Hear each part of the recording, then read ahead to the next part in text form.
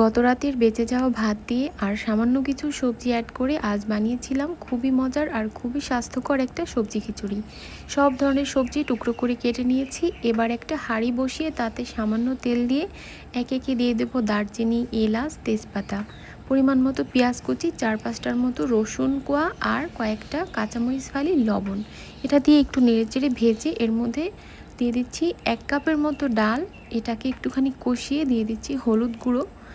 ডালটা একটু কষিয়ে আসলে পানি দিয়ে আরও কিছুক্ষণ নেড়েচেড়ে গায়ের পানিটা একটু শুকিয়ে আসলে সবজিগুলো এর সাথে অ্যাড করে দিয়ে ডাল আর সবজি একসাথে কিছুক্ষণ ভুনা করে নিব। একটু সময় নিয়ে ভুনা করবেন, এতে সুন্দর একটা স্মেল বের হবে। এভাবে করে আপনারা পুরানো বা বাসি ভাত দিয়ে মজার খিচুড়ি বানাতে পারেন, কেউ কিন্তু বুঝতেই পারবে না। পরিমাণ মতো পানি দিয়ে ঢেকে রেখে দিব ডাল ফুটে আর সবজিতে সিদ্ধ না হওয়া পর্যন্ত। 80% পর্যন্ত সবজি সিদ্ধ হলে এবার এর মধ্যে সেই গত রাতে রেখে দেওয়া ঠান্ডা ভাতটা অ্যাড করে দিচ্ছি। সব কিছু নেড়েচেড়ে মিশিয়ে ঢেকে রেখে দেব।